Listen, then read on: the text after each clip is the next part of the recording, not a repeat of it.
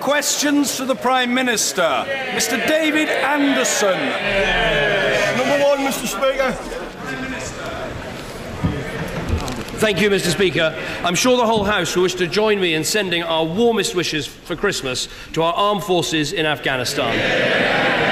Having just returned from there, I saw at first hand once again their incredible commitment and their dedication, and we should remember the families who will be missing them, especially at this time of year. And indeed, we should remember all our service personnel around the world. Our country owes a huge amount for the work that they do and the sacrifices that they make on our behalf. Mr. Speaker, this morning I had meetings with ministerial colleagues and others, and in addition to my duties in this House, I shall have further such meetings later today. Mr. David Anderson. Thank you, Mr. Speaker. Can I join the Prime Minister in his wishes to our armed forces and also to all the public sector workers who will be working to take care of us over the Christmas period. Mr. Speaker, unless the mesothelioma bill is changed, 6,000 victims who were criminally and negligently exposed to asbestos at work will not receive any compensation from insurance companies. Will the Prime Minister at the 11th hour intervene to prevent this happening? And if he doesn't, would it be fair to assume he'd rather stand for insurance companies than innocent people who are exposed at work to asbestos? I very much respect the honourable gentleman's record of campaigning on this issue, but I would say this: the mesothelioma bill is a huge step forward. Frankly, for decades there's been no provision for these people, through no fault of their own, who'll die from this terrible disease. Once the scheme that we're putting in place is up and running, roughly 300 people a year will receive approximately £115,000 each. I think that is an important step forward. I'll obviously look at what he has to say, but I think we should be proud of the fact that after a long delay we are tackling this issue. Mr. John Whittingdale. Will my right honourable friend join me in saluting the courage of the hundreds of thousands of people who have been peacefully protesting across Ukraine for the last few weeks against the decision of their president to break off talks with Europe and move closer to Russia? Does he agree that if there is any further violence against them, then those who are responsible should be held personally accountable? And will he continue to hold out the prospect of closer links with Europe in the longer term, which is what the people of Ukraine want? Well, first of all, I absolutely agree with my honourable friend that we should pay tribute to those in Ukraine who want to have a future linked to Europe and want the peace and the prosperity and the stability that that relationship would bring. I think we should also say, as he has said very clearly, that the world is watching what the Ukrainian authorities have done and are contemplating doing in response to these demonstrations. And I think we should stand with the people of Ukraine who want that peaceful, secure and prosperous future. Mr. Ed Miliband.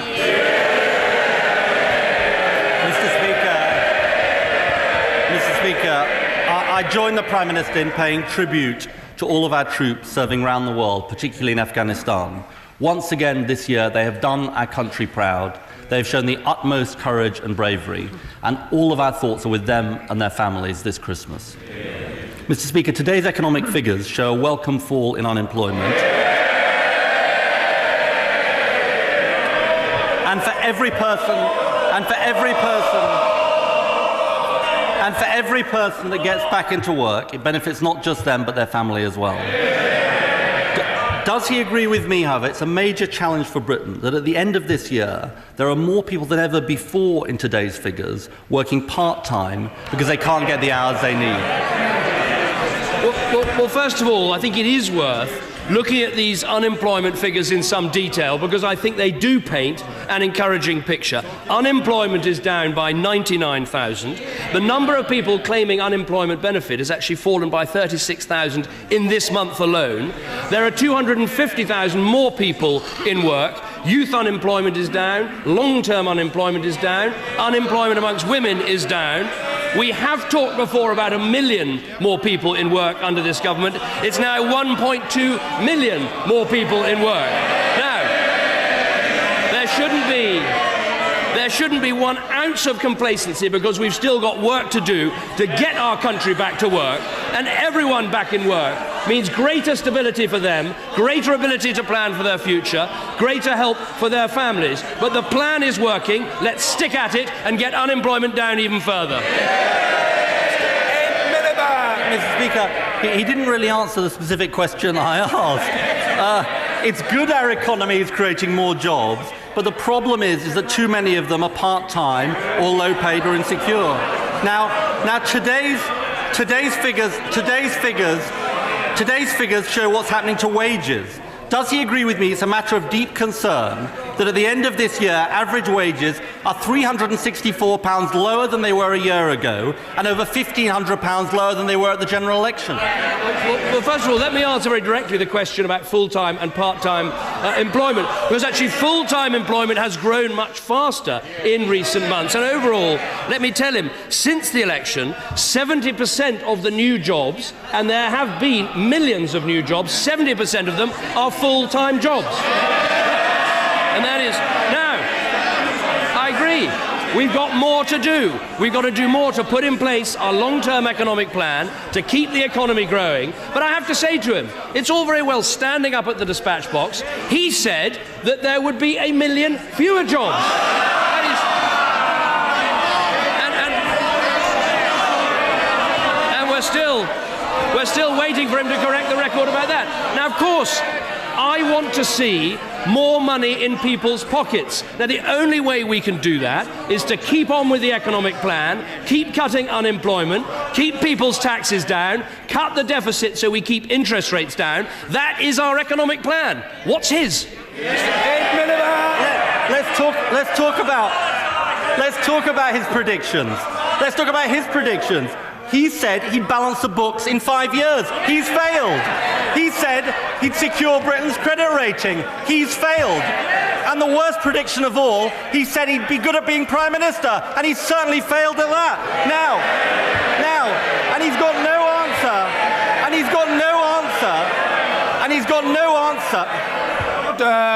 Order. Members on both sides of the House need to calm down. It will take as long as it takes, as always. It's very straightforward. Ed Miliband. Isn't it interesting, Mr. Speaker, the thing they want to talk about least of all is the cost of living crisis facing families up and down the country. And that's because they know that families are worse off. Now, can he tell us how much higher is the average gas and electricity bill this Christmas compared to last? Well, first of all, let us deal with the predictions. He said this. Order. The question was asked, and the answer must be heard. The Prime Minister. On this, they have a programme which will clearly lead to the disappearance of 1 million jobs.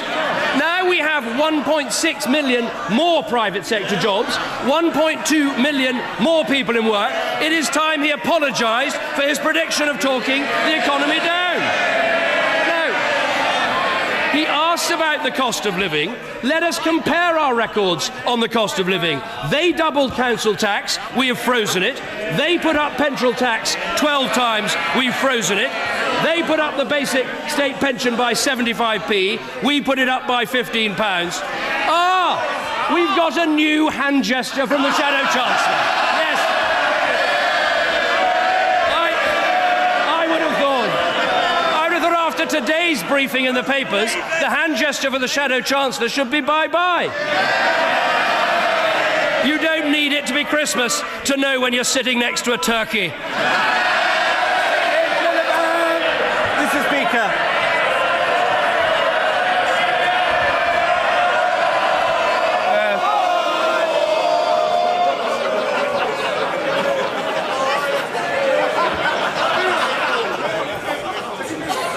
Till colleagues calm down. I don't mind how long it takes. I've got all day if necessary. Mr. Ed Miliband.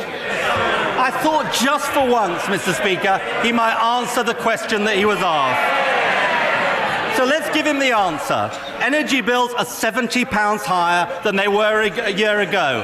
Despite all the bluster from him, that is the reality, and £300 higher than when he came to office. Let's try him on another important issue for families. The cost of childcare is crucial for parents going out to work. Can he tell us how much the cost of childcare has gone up this year? We are providing 15 hours of childcare, of nursery education, for 2-year-olds, 3-year-olds and 4-year-olds. That is something he was never able to do in government. And all of this, it is all very well making these promises. The only reason we're able to keep our promises is we took tough decisions about the economy. We took tough decisions to get the deficit down. We put difficult decisions to get our economic plan in place. And what he can't stand is the fact is, this Christmas, the economy is growing, 1.2 million more people are in work, our exports are increasing, manufacturing is up, construction is doing better, the economy is getting stronger, and Labour is getting weaker. I tell you what, Mr. Speaker. I tell you what, that was a turkey of an answer, Mr. Speaker. Why doesn't he just for once answer the question? Childcare costs have gone up £300 in the last year, nearly 3 times the rate of inflation, and he's not doing anything about it. Now there is one group he's helped out with the cost of living this year. His Christmas card list. Can he tell us? Oh, I know he doesn't like me asking about this, Mr. Speaker. Can he tell us, for someone earning over £1 million a year, how much lower are taxes this year compared to last? The top rate of tax under this government is higher than it ever was under his government. And the fact is, the highest 1% of earners are paying a greater percent of income tax than they did when he was sitting in the cabinet. Those are the facts. And if he wants to talk about what he's done on the cost of living, we've cut income tax for 25 million people. They voted against it. We've taken 2.4 million people out of tax. They voted against it. We froze the council tax. They voted against it. We froze fuel duty. They voted against it. The only reason we've been able to do this is we have a long-term economic plan. He ends the year with no plan, no credibility, no idea how to help our economy. Mr. Speaker, we all know what his long-term plan is: to cut taxes for his Christmas card list and make everyone else sink or swim. That is his long-term plan. And I've got to say, the usual low-graders can make as much noise as they like. Let me just say to them, for their own benefit, I'll say it again, some of them don't learn very quickly, however long it takes, right honourable and honourable members will be heard. It's so simple, I think it's probably now clear. Ed Miliband. I've got to say to the Prime Minister, the more he reads out lists of statistics, the more out of touch he seems to the country. This was the year that the cost of living crisis hit families hardest. This was the year they introduced the bedroom tax while cutting taxes for millionaires.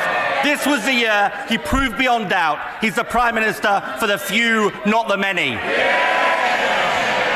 He may not like the facts, but he can't hide from them. The fact is, the typical taxpayer is paying £600 less because we cut taxes. The deficit is falling, down by a third, because we took difficult decisions. Today, for the first time in our history, there are 30 million people in our country in work. Is at the end of this year, we have a recovery they can't explain, growth they said would never come, jobs they said would never happen, and meanwhile they are stuck with an economic policy that doesn't add up and a shadow chancellor they can't defend. That is why the British people will never trust Labour with the economy again.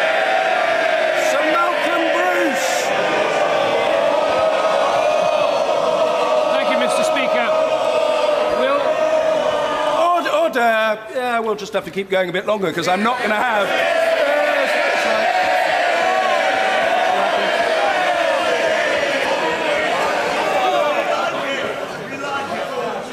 The right honourable gentleman will be heard. Sir Malcolm Bruce. I can give the House something to cheer about. Will the Prime Minister join with me in welcoming the fact that investment in our North Sea oil and gas industry this year will reach a record £14 billion, accounting for an unemployment rate in my constituency of just 0.7%.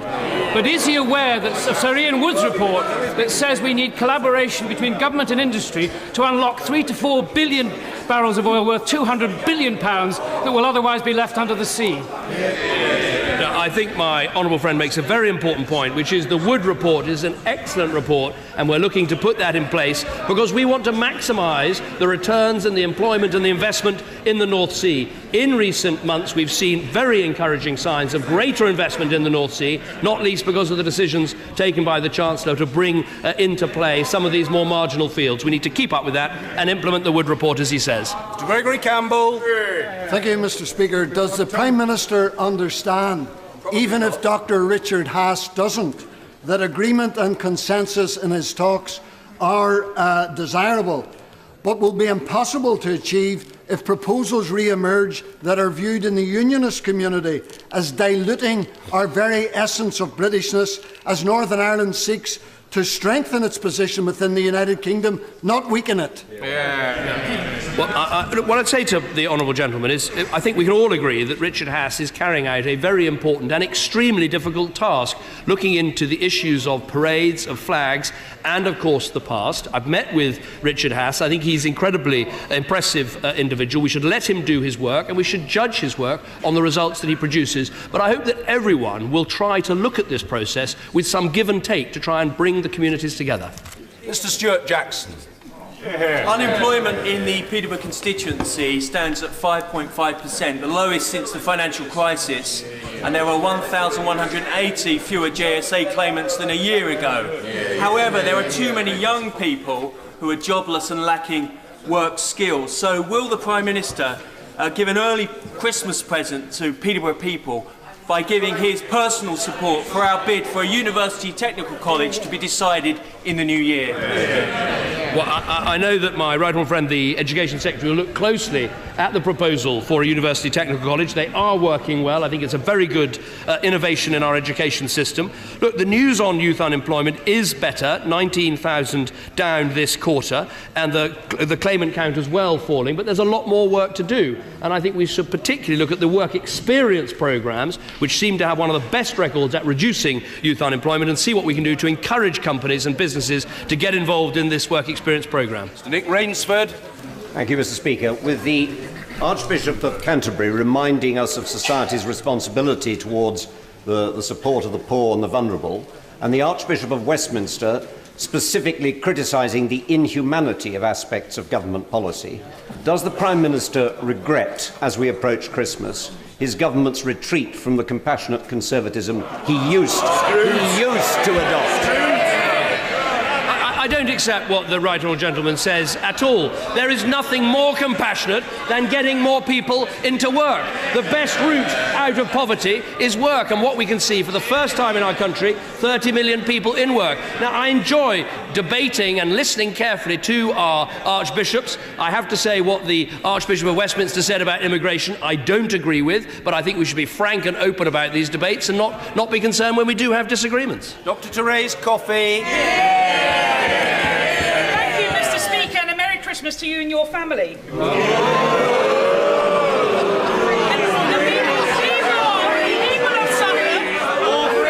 people of Suffolk have enjoyed a cracker of a Christmas present with the excellent news on the A14, which will encourage greater investment in growth. In that spirit, does my right honourable friend agree with me that calls to abandon the government's long-term economic plan to borrow for the other side to plan to borrow and spend more will actually raise taxes and mortgages for hard-working people in this country?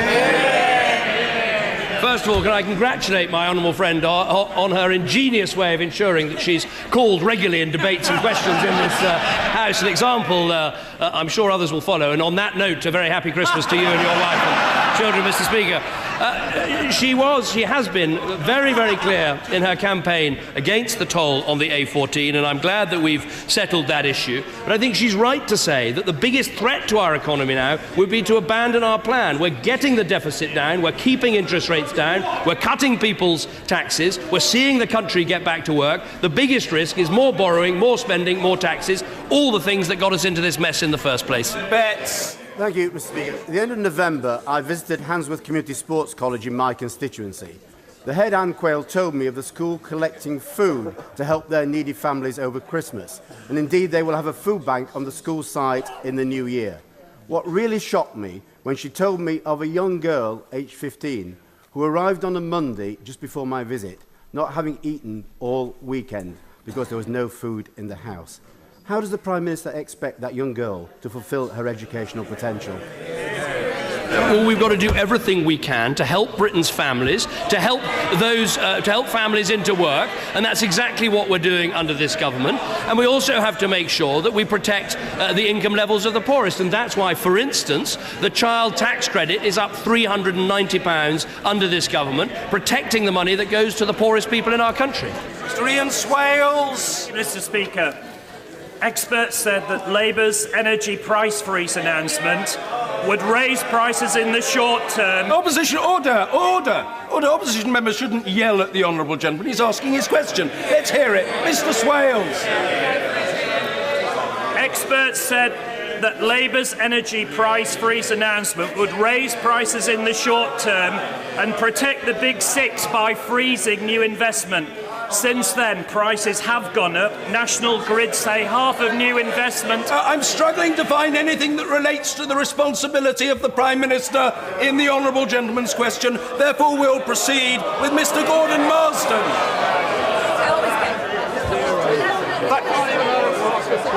Thank you, Mr. Speaker. Thank you, Mr. Speaker.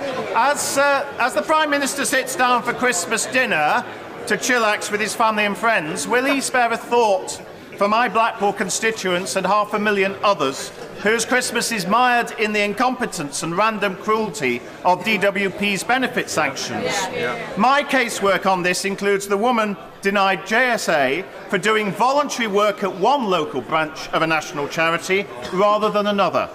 Will his New Year resolution be resolving this chaos on sanctions and universal credit? I think the best thing we can do for his constituents, and indeed everyone's constituents, is keep on with the economic plan that is generating more jobs in our country. If we look at the North West, the number of people employed is up by 37,000 since the election. Unemployment has fallen by 29,000 since the election. We need to keep on with that, while of course making sure that the benefit system works for people who need it. But he doesn't do his constituents any favours by talking down the performance of the economy. Mr. Speaker, will the Prime Minister pay tribute to Norfolk's emergency services and volunteers who have done such a brilliant job in both tackling the recent coastal floods and helping repair the damage? Floods, Mr. Speaker, which were potentially worse than floods of 60 years ago that killed 300 people and destroyed 25,000 homes. Does he agree that special mention should be made of two local newspapers, the Eastern Daily Press and the Lynn News, who campaigned tirelessly, the former, which has raised over £100,000 in their appeal? Can he tell the House what can government departments do working in conjunction with Norfolk's local authorities?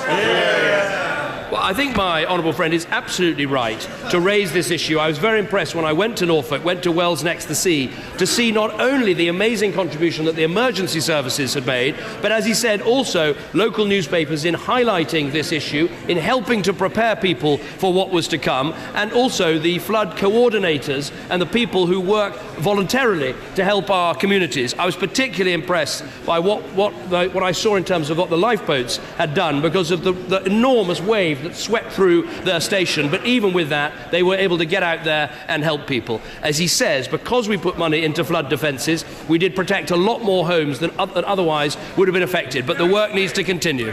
Derek Twigg. Thank you, Mr. Speaker. Ministers have admitted to me that there are delays in completing personal independence payment claims. My constituent Cathy, who is suffering from cancer, made her claim in August. She has still not had a decision made on her claim.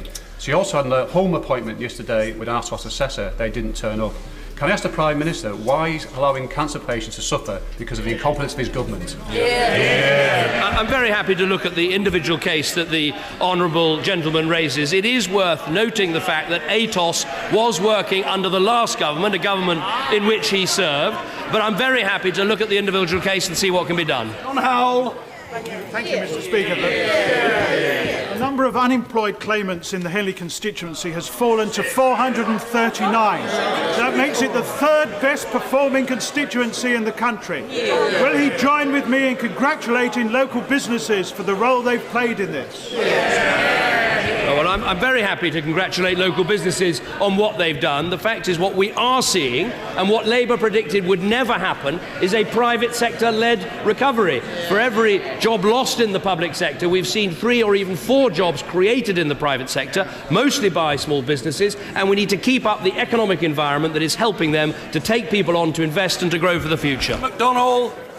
At the last election, many of my constituents truly believed the Prime Minister when he said no ifs, no buts, there'll be no third runway at Heathrow. They're now faced with the threat of a third runway, a fourth runway, thousands losing their homes, schools being demolished, even the threat of us having to dig up our dead from the local cemetery.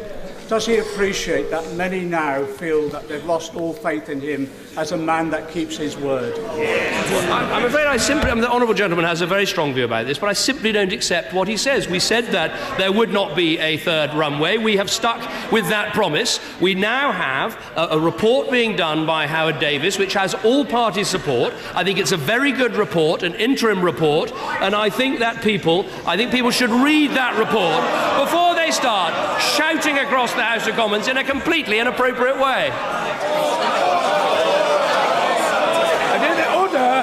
Order! I know what I'm doing. I don't need any help from backbenchers. A reference was made to treatment of constituents, not to observations made in respect of members of the House. Well, I'm very clear on that, and the procedure is extremely clear as well. Mr. Guy Opperman. Speaker, in the North East, all 29 constituencies have seen an increase in apprenticeship starts since 2010. And I recently opened an engineering academy in Hexham. Does my right honourable friend agree with me that it is only by the provision of better skills and apprenticeships that we will improve the living standards of our young people today? I think my honourable friend is absolutely right, and I saw for myself on a visit to Stockton and Darlington just what a difference the extra apprenticeships and the extra funding is making. Look, we want this to be a recovery that is shared right across our country. In the North East, unemployment has fallen by 3,000 this quarter, but it is still too high. There are 28,000 more people in work than there were in the election, but we've got further to go, and we've got to stick to the economic plan that's delivering. Mr. Wright. Thank you, Mr. Speaker. Is the Prime Minister concerned that in the detail of the small print of the autumn statement that by the end of this Parliament real wage levels will be 5.8% lower? The point I'd make to the honourable gentleman is if he looks at disposable income, it is higher this year than any year it was between 1997 and 2010. And the reason for that is, in spite of slow wage growth, we have cut people's taxes. Now, you can only cut people's taxes if you take difficult decisions about the deficit, difficult decisions about spending, and we haven't had support from the party opposite for one single of those difficult decisions. And Maine. Thank you very much, Mr. Speaker. Could the Prime Minister help getting justice for my constituents who want to know why an investigation into the meetings had by Theresa Villiers, the former Transport Secretary, have not been reported on, despite 4 months of waiting and various assurances I would have the answer? The Honourable Lady was referring to the Right Honourable Member for Chipping Barnet. Well, I'm aware of the Honourable Lady's letters with respect to this. She's taken up this issue, and I'm sure she'll get an answer shortly. Mr. Stephen Pound. Mr. Speaker, on a slightly more seasonal note, may I probe the Prime Minister on the revelation contained within the autumn statement that over this Parliament borrowing is forecast to be £198 billion more than originally planned. Will he now accept that his pledge to balance the books by 2015 has all the credibility of some proposal to build an airport on a non-existent island in the middle of a bird sanctuary in the Thames estuary? Well, the Honourable Gentleman always brings a flavour of pantomime to our proceedings. And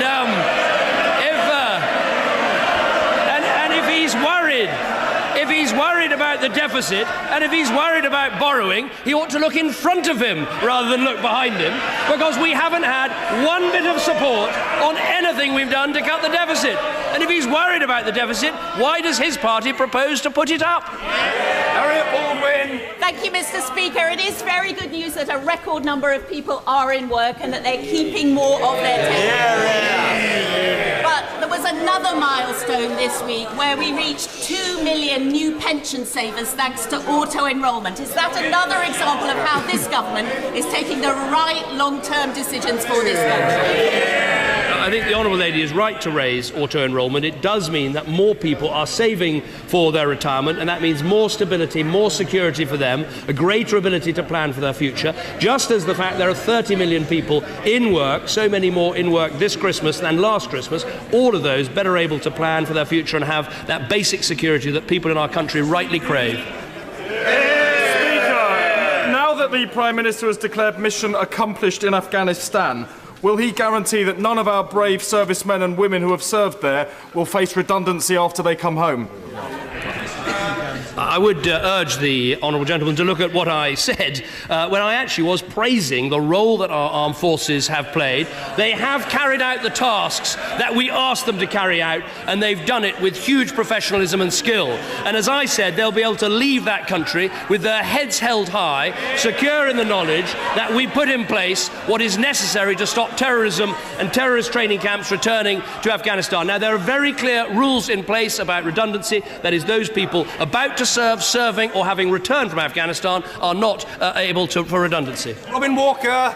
Speaker, today there are more than 1,000 fewer people out of work in Worcester than when unemployment peaked under Labour. With 700 businesses in the constituency likely to benefit from the government's extension of small business rate relief, can I urge the Prime Minister to continue to do everything he can to help the high street and remove burdens on businesses creating jobs? No, well, it is welcome news what is happening in Worcester, and of course across the country not only is unemployment down but also vacancies are up, which is good news for the future. In terms of the high street, I think we have taken some important steps forward in terms of the rate rebate of £1,000 announced in the autumn statement for businesses on the high street, and of course the £2,000 employment allowance, which means they don't have to pay their first £2,000 of national insurance contributions, and that means businesses in Worcester and elsewhere will be able to take on more people. Luciana Berger. Thank you, Mr. Speaker. Further to the question from the Honourable Member for St Albans, that 4 months have passed since serious allegations were made that the Northern Ireland Secretary broke the ministerial code during her time as Transport Secretary. Will the Prime Minister ensure that the Cabinet Secretary responds before the House rises for Christmas recess? I've seen a copy of the Cabinet Secretary's response, and I'm confident it will be sent in the next few days. Mr. Philip Davis. Thank you, Mr. Speaker. I welcome the Prime Minister's acceptance that something needs to be done to stop the EU migrants accessing British benefits. But would he agree with me that what he's proposing, which will probably be found illegal by the European courts, is really spitting in the wind when it comes to the problem that we face? And that the only way to actually get control of our borders back and control of our benefit system is to leave the European Union? I don't share my honourable friend's pessimism. The steps that we're taking, including the announcement today that people coming to the UK should not be able to claim benefits within the first 3 months, we're taking these steps on the basis of legal advice and looking very carefully at what other countries in the EU do. I want to do everything possible to make sure that the right of free movement is not abused. There is a right to work in different countries of the European Union, but there shouldn't be a right to claim in different countries of the European Union. Where I would agree with him is I think we need to do more in future, and the lesson we must learn is the mistake Labour made to give unfettered access to our labour market when Poland and others joined the European Union, which led to 1.5 million people coming to our country, was a profound mistake. Average household incomes will be substantially lower in 2015 than 2009. Is the Prime Minister concerned about this? And what has he to say to my constituents in Sunderland Central who are really struggling with the cost of living crisis caused by his government's policies? Well, the first thing I would say to her constituents is that we are raising to £10,000 the amount that people can earn before they pay income tax.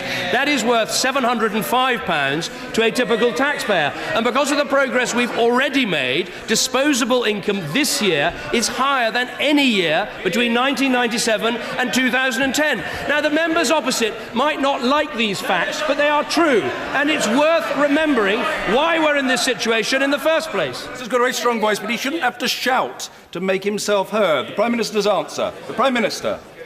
The point I was making is the reason we are in this situation was laid out by the Institute of Fiscal Studies 2 weeks ago when they pointed out we'd had the biggest recession for 100 years under the last government, which cost the typical family £3,000. They should be apologising for that before moving on to the next question. Last but not least, Mr. Rory Stewart. Thank you, Mr. Speaker. Christmas in Syria will be defined by unstopping grief and horror in sub-zero temperatures. I encourage the Prime Minister to keep a relentless focus on the humanitarian relief in Syria, encourage the rest of the international community to meet the UN's demands for $4 billion of assistance and ensure that that assistance is much more imaginative and generous. I'm very grateful on behalf of the whole House for the honourable gentleman, my honourable friend, raising this issue before Christmas, because I think that is where our thoughts should be. There is a huge humanitarian crisis affecting up to half of the Syrian population.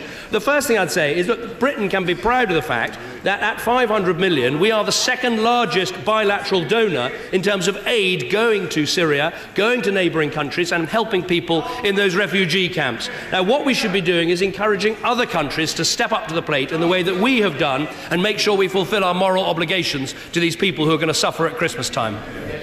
Order.